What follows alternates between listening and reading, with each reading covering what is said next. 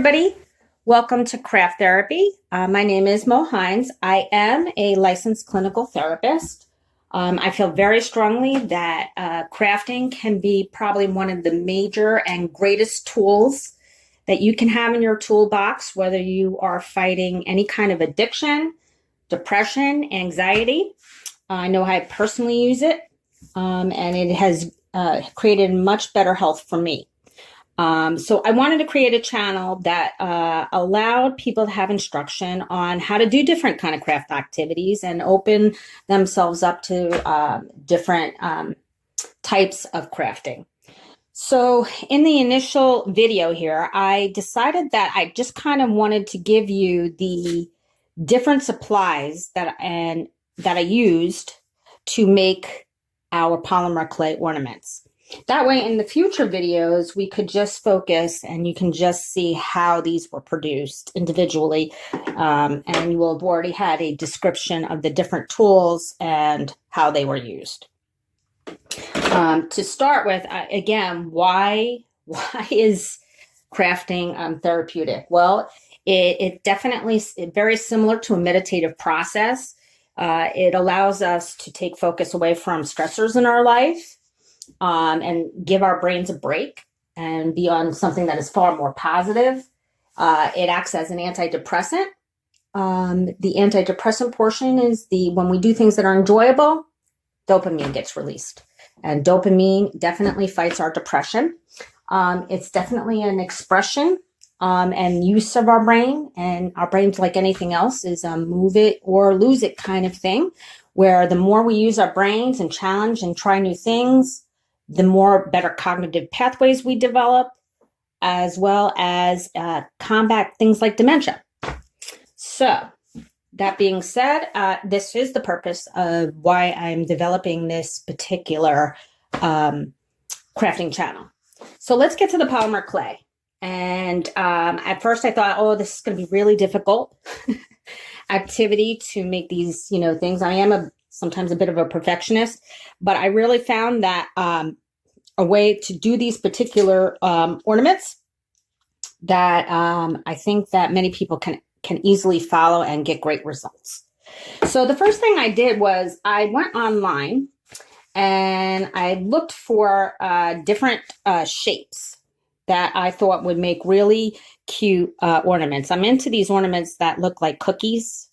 And these ones also, by the way, can currently be used for Valentine, or you can change the shapes and put them out for Easter.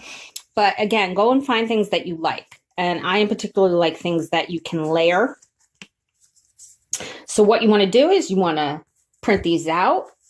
You want to get a harder cardboard surface or a file and glue them on and cut out your stencils. And these are a cheap way just to create the stencils, which we will later be using with our X-Acto knife to cut out the polymer clay for the bases. Another important tool that's used in the polymer clay creations is the, I call it the pasta roller or clay roller, or you can just have a regular roller. You don't need to go out and get the pasta machine. I think the pasta machine at AC Moore was $24. They also have great coupons there. The reason I like this is it's absolutely uniform, but there are techniques that you can hand do it with a roller that make things uniform. You would put a guide on either side of your table and it would roll to only that length of the guide. So again, either way is good. I know some people may also have objects or bottles in their house that are completely circular and cylinder that would roll evenly without marking your clay. You could certainly use those. The clay I purchase at our three major stores here, which is AC Moore, Michael's, and Hobby Lobby. The reason why I get a large white one is because then you can make different shades of clay. So I might cut off, a portion of the white and maybe add, a little bit of the hot, well, this is turnip or fuchsia color, and make different degrees of the pink. So you can make and create your own colors. Some people also add paints to the white, but white is a great color to have a good portion of. It's also, a good color to use to learn on. But I do have to tell you, you have to make sure that you keep your hands and your surfaces really clean, and it'll get dirty very quickly. Which, speaking of, I think wipes should be mentioned as one of the key things that I use when I'm working these polymer clay projects. You want to wipe down your rollers, your tools every single time between uses. Otherwise, you're going to start marking the clay, and then you're not going to be happy. And clean your surfaces. It's whatever's on your surface and on hands will adhere to the clay very quickly. So this is a great thing to have on hand and use frequently. So the different products that I have purchased to use along with the clay is, first is the clay softener.